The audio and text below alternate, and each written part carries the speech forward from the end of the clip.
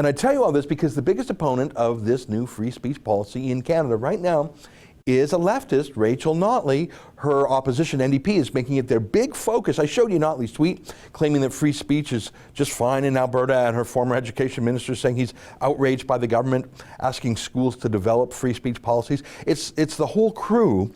Here's Kathleen Ganley, who was Rachel Notley's justice minister until they were all thrown out by voters. She said, "My colleague David Eggen received these letters from post-secondary leaders concerned about the extreme Chicago principles which will allow hate speech to spread on Alberta campuses."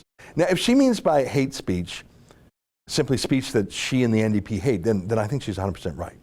Because no longer will left-wing activists like her be able to ban their enemies from speaking on campus. They hate their enemies. They hate our own Sheila Gunn Reid, and they sent an armed sheriff to kick her off the legislature. They hate her.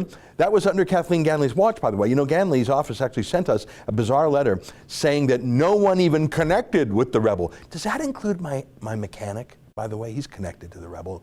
What does it even mean? No one connected to the rebel can attend any government event ever. That's the kind of letter a child would write, but it actually came to us on official stationery from Alberta's Justice Department under Kathleen Ganley. So yeah, she's full of hate for people like Sheila and me and others, but I'm sorry, that is not enough to ban people, or at least not anymore. Sorry, NDP.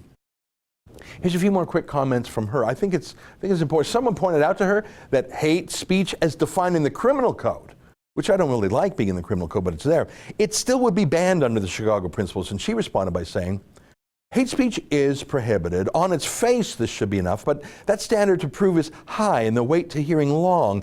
Basically, the privileged group gets to spew hate. Those effective can try to get legal remedy at cost to themselves." Oh, okay. So what the NDP means then is that, sure, hate speech, actual law breaking of the criminal variety, it's still banned. Okay, fine.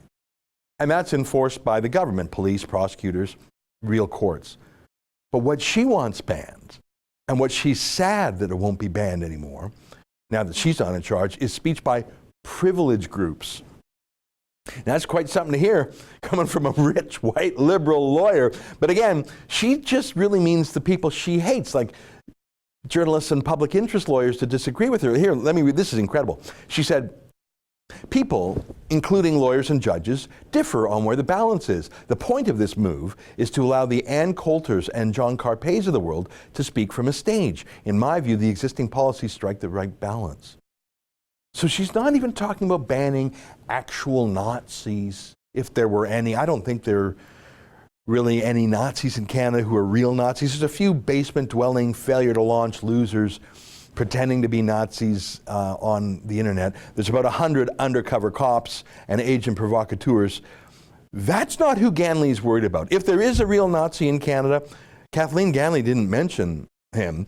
She wants to ban, you saw her, Ann Coulter. She's a conservative journalist and author.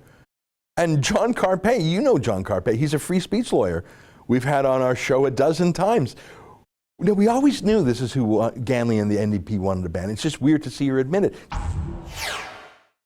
That's an excerpt from the Ezra Levant show. Every day I do a video monologue and then I interview an interesting guest, and then I end by reading my hate mail. But you've got to subscribe to it, which you can do at therebel.media/shows.